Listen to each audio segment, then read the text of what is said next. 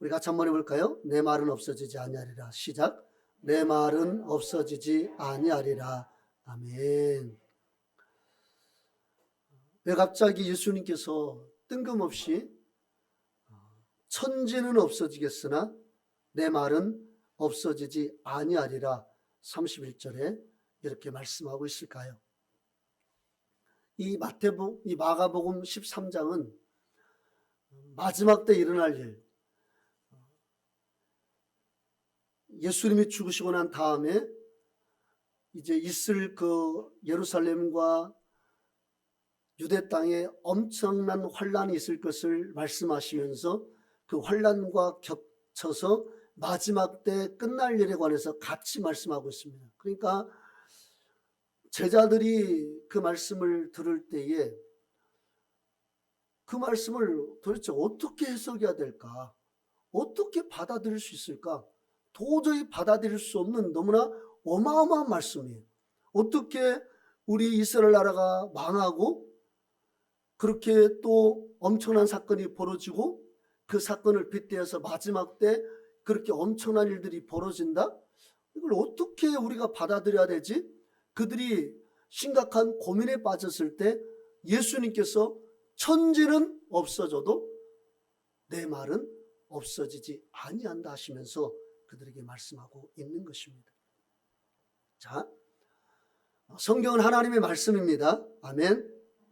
구약은 영이신 하나님이 주신 말씀이고 신약은 그 영이신 하나님이 육체를 입고 이 땅에 오셔서 친히 주신 말씀이고, 그래서 이 신구약은 다 우리 하나님 예수 그리스도의 말씀이라고 우리가 그렇게 고백할 수가 있습니다. 자, 역사 속에서요, 단 한 권의 책 때문에 수많은 사람들이 목숨을 잃고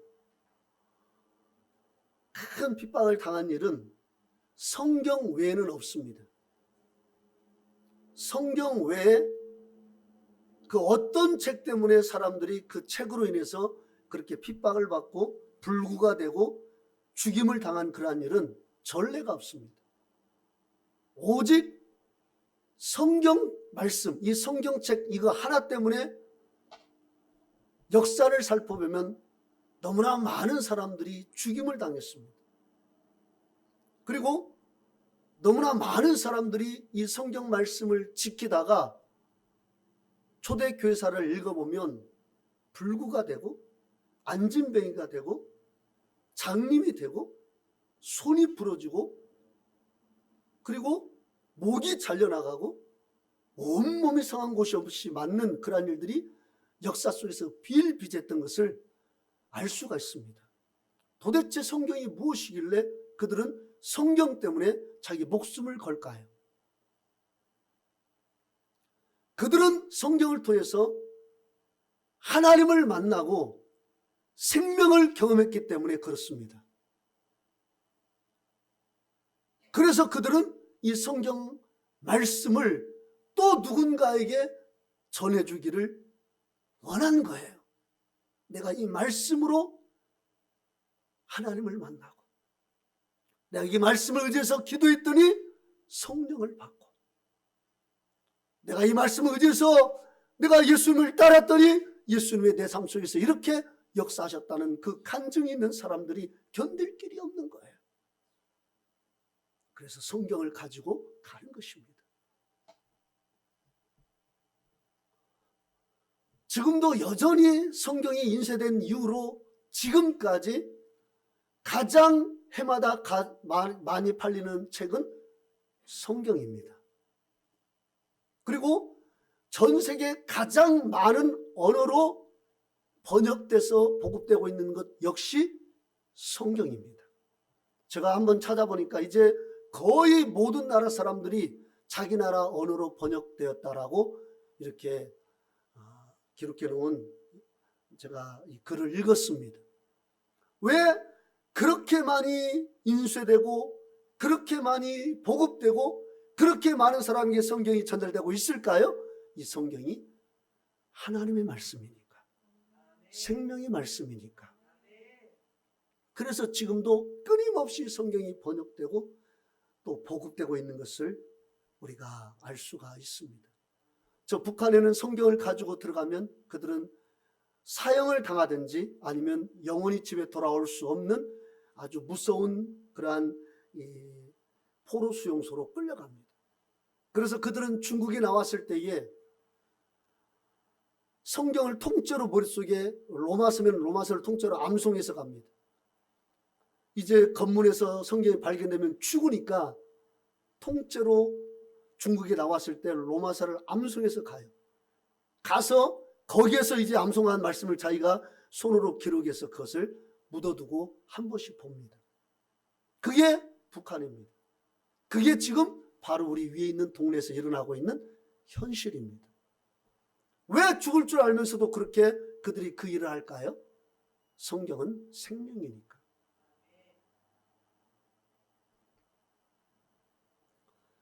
그래서 사단은요, 악한 이 대적자들은 성경을 없애려고 그렇게 수많은 시도를 했지만 주님 말씀하십니다. 천지는 없어져도 내 말은 없어지지 아니하리라. 아멘. 너희가 믿을 수 없는 말을 내가 준다 할지라도 설사 천지는 없어져도 너희가 믿을 수 없는 그 말은 없어지지 않는다. 주님이 그렇게 말씀하고 있는 거예요. 도대체 이렇게 번쩍번쩍한 예루살렘 성전, 이게 어떻게 무너져? 어떻게 멸망의 가증스러운 것이 거룩한 곳에 서? 말도 안 되는 이야기죠. 그런데 예수님이 그렇게 말씀하세요. 보세요. 13장 1절 보세요. 예수께서 성전에서 나가실 때에 제자 중 하나가 이르되 선생님이여 보소서, 이 돌들이 어떠하며 이 건물들이 어떠하니까? 성전을 향해서 물어보고 있는 거예요. 이 건물이 어떻겠습니까? 2절 읽어봅시다. 시작. 예수께서 이르시되 내가 이 큰 건물들을 보느냐? 돌 하나도 돌 위에 남지 않고 다 무너뜨려지리라 하시니라. 예, 아니 도대체 그들에게서 성전은 어떤 개념입니까? 목숨보다 더 귀한 게 성전인데 예수님이 하신 말씀이 그 성전이 무너지라는 거예요. 도대체 그걸 어떻게 믿습니까? 그런데 예수님 말씀하십니다. 천지는 없어져도 내 말은 없어지지 아니하리라. 그런데 또 더 무서운 이야기를 합니다. 14절 읽어보세요. 14절 시작. 멸망에 가증한 것이 서지 못할 곳에 선 것을 보거든 읽는 자는 깨달을진저 그때 유대에 있는 자들은 산으로 도망할지어다. 지붕 위에 있는 자는 내려가지도 말고 집에 있는 무엇을 가지러 들어가지도 말며 밭에 있는 자는 겉옷을 가지러 뒤로 돌이키지 말지어다. 예, 어마어마한 얘기를 하는 거예요. 성전이 무너지는 것도 이게 말이 안 되는 이야기인데 멸망의 가증스러운 것이 그 성전 안에 설 것이라는 겁니다. 이 도대체 믿을 수가 없는 얘기예요. 믿을 수가 없습니다. 그러나 천지는 없어져도 예수님 말씀은 어떻습니까? 없어지지 아니합니다. 아멘. 딱 그때요, 역사를 보면 두 부류로 나눠집니다. 한 부류는 그 로마가 쳐들어왔을 때에 무슨 여기 성전이 무너지고 무슨 우리가 함락이다 하면서 거기에 머물러 있던 사람들이 있었고, 예수님 말씀을 믿었던 사람들, 천지는 없어져도 예수님 말씀은 없어지지 아니한다는 그 말씀을 믿은 사람들은 그 로마가 쳐들어왔을 때 바로 도망갑니다. 바로 예수님 말씀을 따라서 뒤도 돌아보지 않고 도망을 가요. 그때 그 사람들은 살고 예수님 말씀을 믿지 못했던 것, 무슨 천지는 없어져도 예수님 말씀은 없어지지 않아? 웃기네. 믿지 않았던 그 사람들은 그 현장에 남아있다 다 몰살당했습니다.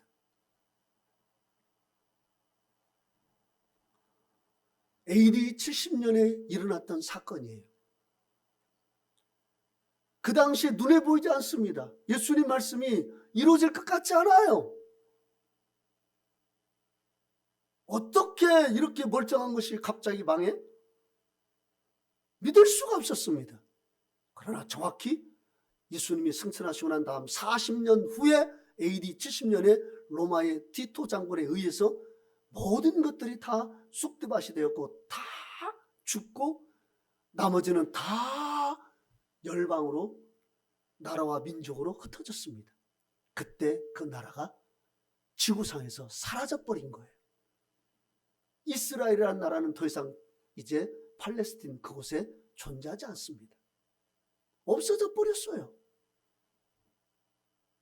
소수의 사람들만 예수님 말씀을 믿었습니다. 그래, 천지는 없어져도 예수님 말씀은 없어지지 않아. 그걸 믿었던 사람들만 목숨을 면할 수가 있었습니다. 그런데 오늘 본문 28절 보면 다시 이렇게 말씀하시죠. 읽어봅시다. 시작. 무화과나무의 비유를 배우라. 그 가지가 연하여 지고 잎사귀를 내면 여름이 가까운 줄 아나니 이와 같이 너희가 이런 일이 일어나는 것을 보거든 인자가 가까이 곧 문 앞에 이른 줄 알라. 무화과나무의 비유를 주님 말씀하십니다. 그 가지가 연하여지고 잎사귀를 내면, 무화과나무는 이스라엘 나라를 상징합니다. 그 나라가 다시 회복될 것을 말씀하고 있는 거예요.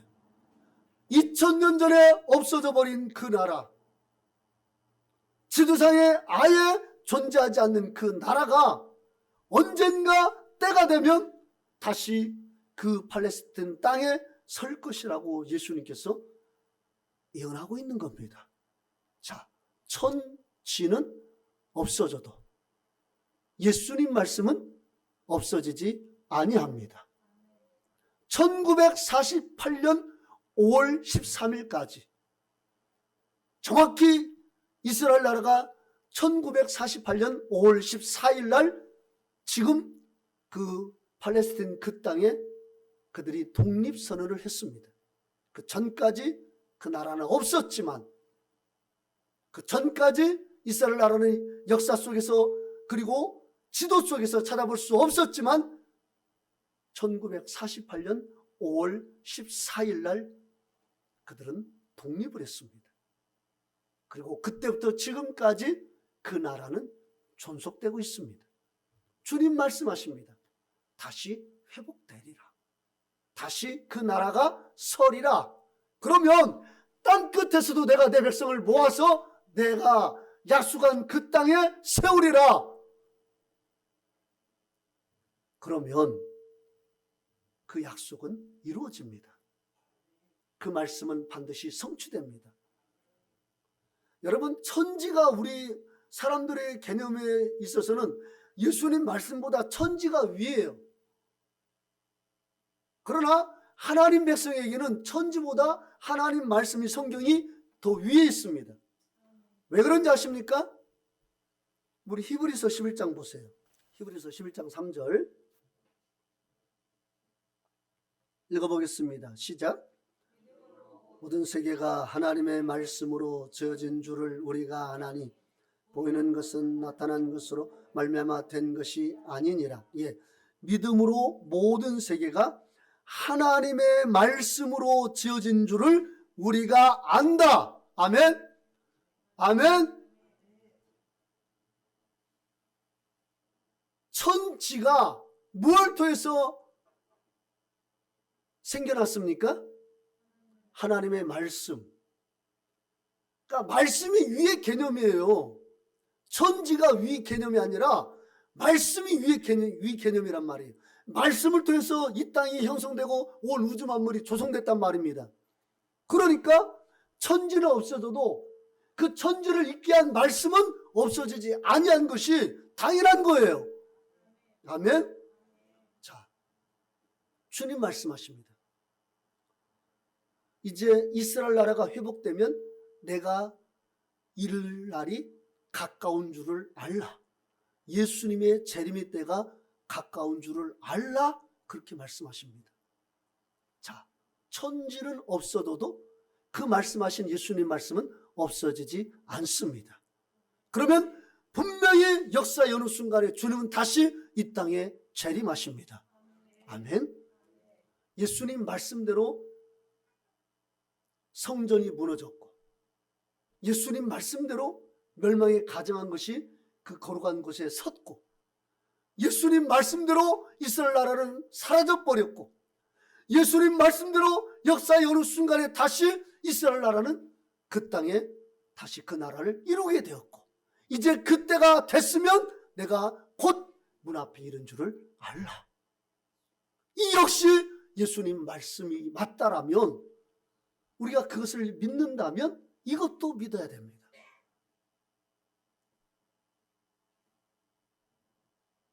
우리가 이순신 장군을 봤습니까? 여러분 세종대왕 봤어요? 그러나 여러분 세종대왕 믿습니까? 안 믿습니까? 이순신 장군 믿습니까? 안 믿습니까? 어떻게 믿으세요? 보지도 않았으시면서. 세종대왕 어떻게 믿으세요? 직접 들은 말씀도 없으면서. 역사의 기록 때문에 믿는 거예요. 역사의 기록물을 보니까 거기에 이순신 장군이 등장하고 거기에 세종대왕이 등장한단 말이에요. 우리는 그 역사의 기록물을 보고 그 사기를 보고 예전에 세종대왕이 있었고 예전에 이순신 장군이 있었구나 믿는 거예요. 성경은요. 성경이 얼마나 많은 그 당시 사람들에게 이게 성경이 번역되고 예수님에 관한 일들이 기록되고 빌라도의 문헌에도 예수님이 어떤 일을 행했는지가 기록돼 가지고 그 문헌이 남아있고 그 동시대를 살던 사람들이 기록해놓은 역사물들이 그렇게 많이 있는데 그 예수님은 특별한 분이었고 많은 기적을 행했고 죽었다 살아난 분이라고 그렇게 기록하고 있는 문헌들이 너무나 많은데 왜 예수님 믿지 않냔 말이에요. 왜 세종대왕은 믿고 왜 이순신 장군은 믿는데 이순신 장군이나 세종대왕의 그 기록물보다 더 많은 기록이 되어 있는 예수님에 관해서는 역사 자료물이 넘치는데 그분에 관해서는 안 믿냔 말이에요.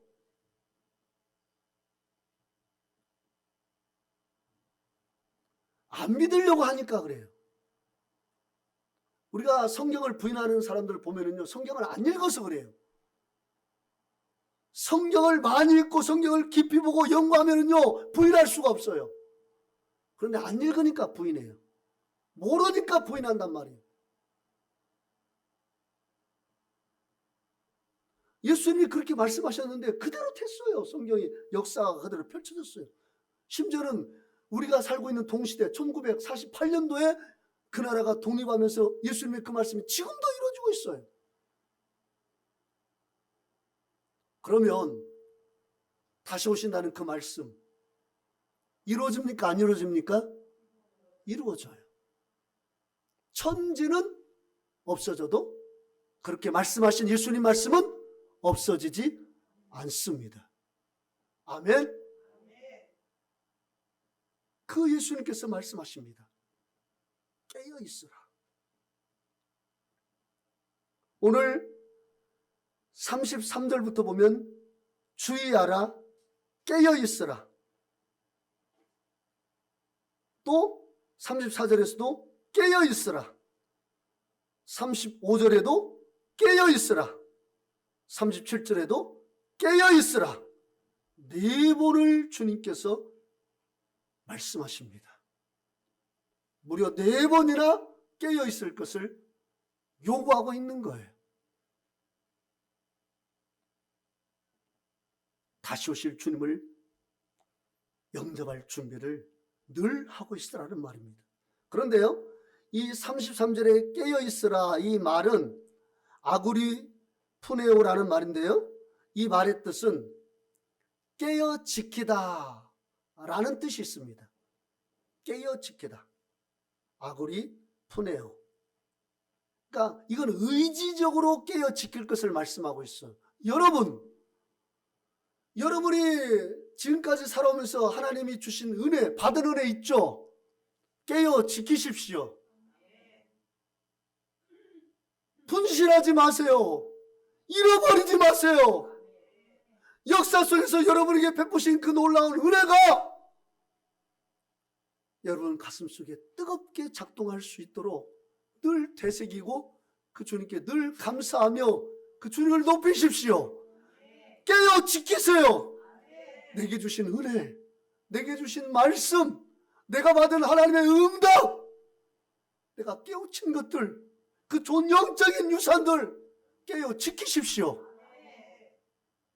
그 말씀입니다. 의지적으로.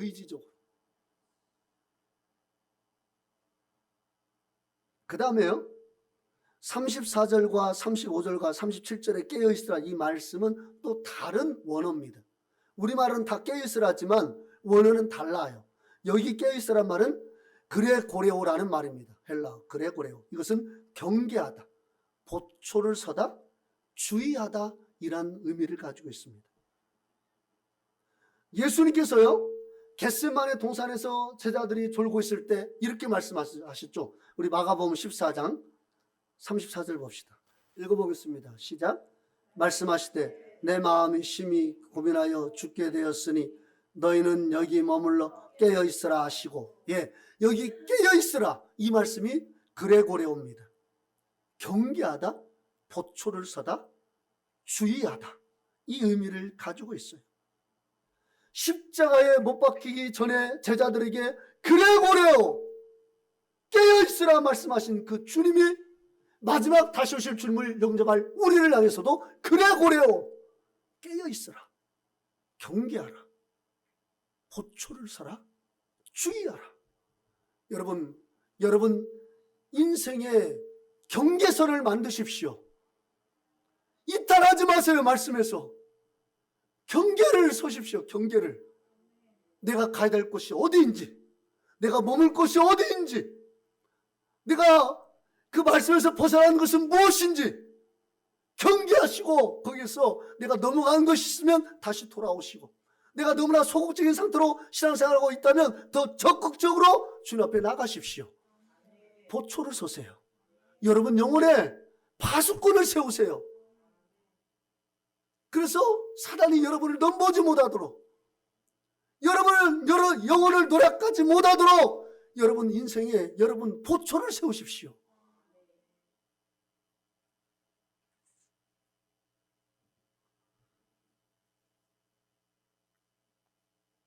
영적으로 잠자지 않고 경계를 서고 보초를 서야만 분별할 수 있는, 분별이 되는 세대를 우리가 살고 있습니다. 우리가 넉넉고 살다 보면은요, 우리 다 잃어버립니다. 다 잃어버려요. 생각해 보세요. 역대 어느 시대처럼 이렇게 놀고 먹고 즐기기 편한 시대가 어디 있습니까? 또 한국 사람처럼 놀러 다니기 좋아하고 누리기 좋아하는 사람이 전 세계적으로 얼마나 있습니까? 우리 한국 사람들 전 세계 가보면은요, 우리 한국 사람이 없는 곳이 없어요. 전 세계를 다 여행하면서 그렇게 이 놀고 즐기는 것에 그냥 목숨을 걸어요. 뭐 여행하는 건 나쁜 거 아닙니다. 그러나 거기에 목숨을 거는 게 문제예요.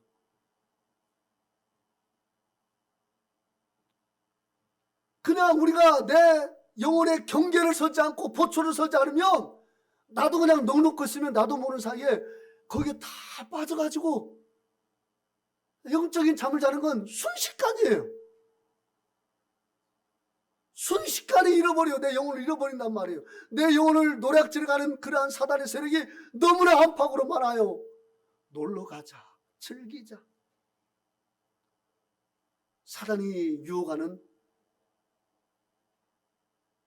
무서운 독침이죠. 이 독침은요, 한 번에 사람을 망가지게 하지 않습니다.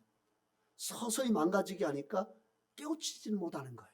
내가 지금 얼마나 하나님께서 멀리 떨어져 있는지, 내가 얼마나 내 신앙이 지금 이렇게 나태 있는지 모르는 거예요. 점점 마취총을 쏘고 있거든요. 처음에 마취총을 쏠 때는 새끼손가락 하나만 마비가 돼요. 사람은 잘 몰라. 또 총을 쏩니다. 이번에 왼쪽 새끼손가락이 마비가 돼요. 사람들이 몰라. 점점 하나씩 마비를 시키는 그러한 영적인 총을 쏘고 있는데 몰라요. 나중에 이제 목만 남았어요. 그럼에도 깨우치지를 못해요. 영적인 상태를. 왜? 자기 영혼의 경계를 서지 않고 자기 영혼의 보초를 세우지 않으니까. 그레고레오라는 그 말씀이 작동되지 않으니까 여기까지가 다 마비됐는데도 본인은 몰라요. 다만 저 세상 사람처럼 내가 누리지 못하는 것 때문에 마음이 괴로워요.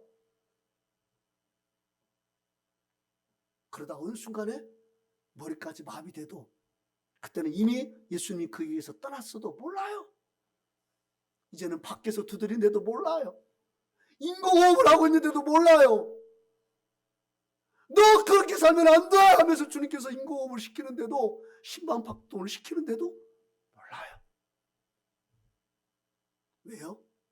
사단의 그 독침에 너무나 많은 것이 쏘여서 마비가 되어버렸어요.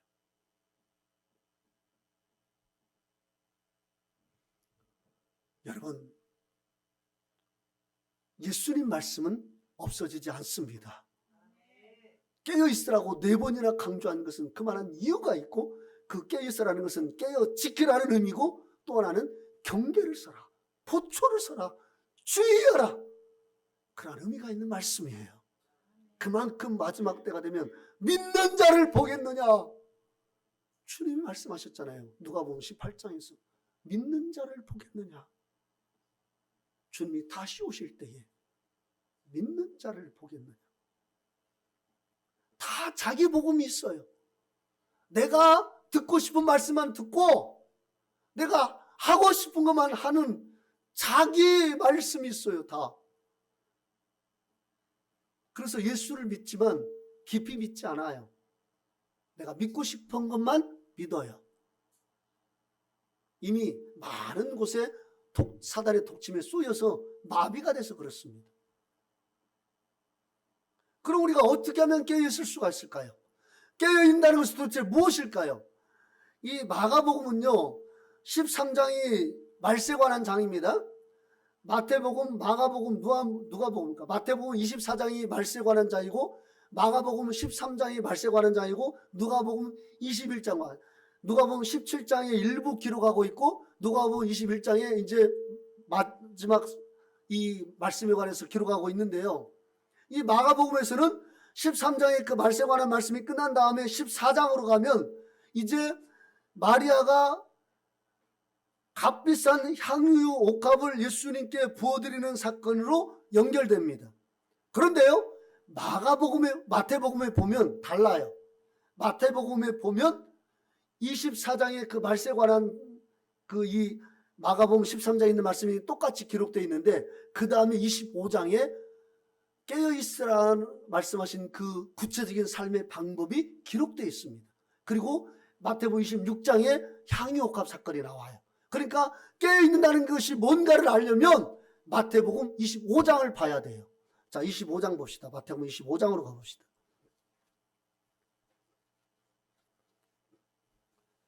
마태복음 25장은 사실 24장과 연결되어 있는 장이에요. 근데 마가복음은 그게 생략되어 있고 마태복음은 그것을 말씀하고 있어요. 그래서 우리는 사복음서를 다 봐야 되는 거예요.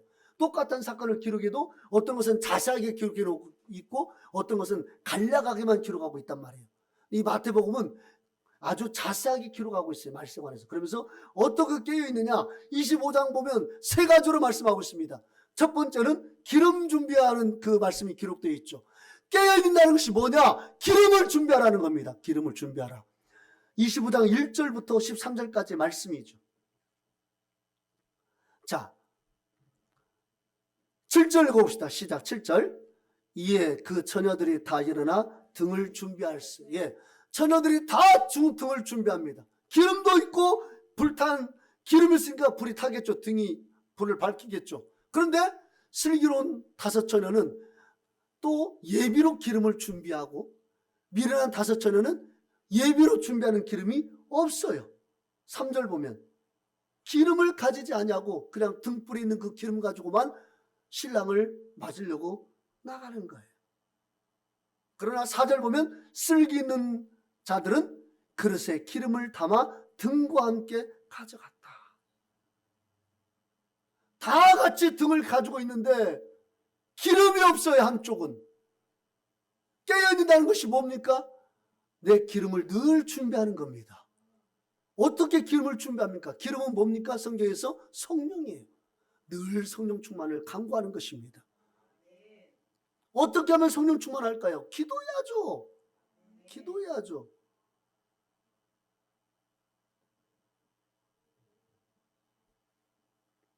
그래서 누가복음 21장에 보면은요, 똑같은 이 말세관에서 기록하고 있으면서 기도하며 깨어있으라 이렇게 말씀하고 있네요. 그러니까 깨어있다는 것은 다른 말로 하면 기도하는 거예요. 기도하는 것이 바로 기름을 준비하는 겁니다. 우리말로 기도하고 마음으로 기도하고 방언으로 기도하고, 아멘. 기도하셔야 돼요. 기도 많이 하셔야 됩니다. 기름을 준비하셔야 돼요. 깨어있는 첫 번째는 기도입니다. 기도를 통해서 우리 기름이 준비되는 거예요. 그리고 또 한 가지, 성경은 하나님 말씀, 성령의 감동을 따라 기록되었죠. 그래서 성경을 읽으면 성령의 기름 부으심이 내게 들어오는 겁니다. 그래서 성경을 읽을 때 내가 성령에 충만해지는 그러한 은혜를 체험하게 되는 거예요. 그러니까 우리는 성경을 열심히 읽고 수시로 기도하는 삶을 살아야 됩니다. 그게 바로 우리가 깨어있는 삶이에요. 기름 준비하십시오. 아멘. 기도하세요. 아멘. 말씀 보세요. 아멘. 두 번째는요, 사명을 감당하는 겁니다.